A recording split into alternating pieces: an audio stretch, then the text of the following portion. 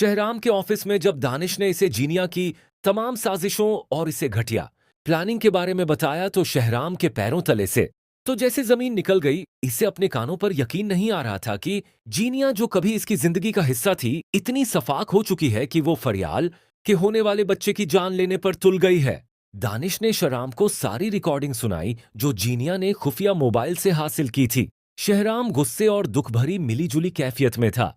इसके हाथ कांप रहे थे और इसे इसकी आंखों में इंतकाम की आग। वो एक लम्हा भी जाया किए बिना ऑफिस से निकला और पागलों की तरह गाड़ी तेज भगाता हुआ घर पहुंचा। घर पहुंचते ही शहराम ने देखा कि रुसाना फरियाल के जूस का गिलास पेश कर रही है। शहराम को यह मंजर देखकर यूं लगा जैसे इसका खून खोलने लगा। वो बड़ी तेजी से आगे बढ़ा और गिलास रुसाना के हाथ से छीना और जमीन पर पटक दिया और गिलास के टुकड़ों के साथ ही जूस भी जमीन पर बिखर गया और फरियार और रुखसाना सख्त में आ गई। शहराम ने जोरदार थप्पड़ रुसाना के मुंह पर रसीद किया जिससे वो लड़खड़ाकर जमीन पर गिर गई। शहराम गरजते हुए बोला, खबरदार, जो तुम मुझे आज के बाद भी इस घर में नजर आई, मैं तुम्हारी शक्ल भी नहीं देखना चाहता। दफा हो जाओ यहां से। अगर तुम मुझे दोबारा नजर आई ना, मैं तुम्हें जिंदा नहीं छोड़ूंगा। तुम जीनिया की भेजी हुई जासूस हो। उसके कहने पर मेरे बीवी और मेरे बच्चे को मारने का प्लान बना रही थी। वीडियो में आगे बढ़ने से पहले अगर आप मेरे चैनल पे नए हैं तो लाइक और सब्सक्राइब कर दें। फरियाल, जो अब तक सदमे में थी, रोने लगी। निषाद बेगम ने पूछा, शहनाम क्या हो गया है? तुम इस तरह क्यों भड़क रहे हो? रुसाना पर वो तो सारा दिन हमारी खिदमत करती है। क्या बात है? आखिर खैरियत तो है? मुझे तो कुछ बताओ। शहनाम ने अपनी मां को दानिश की बताई हुई सारी हकीकत बताई कि कैसे जीनिया ने यासमीन के जाने के बाद रुसाना को जासूस बनाकर बेचा था। अब क्या आप जानती हैं कि यासमीन ने भी काम इसलिए छोड़ा था क्योंकि वो जीनिया के कहने पर काम कर रही थी। वो तो हमारी काबिल एतमाद औरत थी।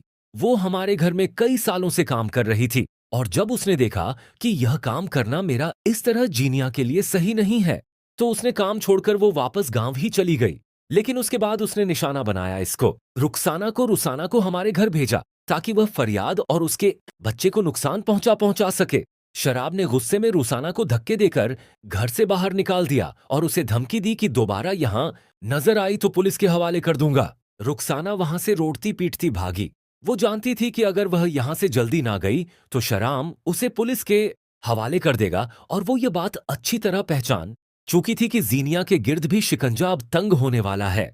दूसरी तरफ जीनिया अपने घर में बड़ी इत्मीनान से बैठी। वो सोच रही थी कि फरियाल का काम तो अब तक तमाम हो चुका होगा क्योंकि उसने बड़ी सख्ती से इंस्ट्रक्शंस दी थी सुरुसाना को कि तुम्हें आज के आज जो है फरियाल का और उसके बच्चे का काम तमाम करना है। जीनिया जो है वो दानिश को देखकर मुस्कुराती है। दानिश के चेहरे पर अजीब सी खामोशी थी। दानिश ने जीनिया को अपने पास बिठाया और मोबाइल की तमाम रिकॉर्डिंग चला दी। जीनिया का चेहरा तो एकदम से सफेद पड़ गया और इसकी सांसें रुकने लगीं। दानिश ने जीनिया का नजरिया नजरअंदाज। दानिश ने तंजिया अंदाज में कहा कि जीनिया, तुम खुद को बड़ी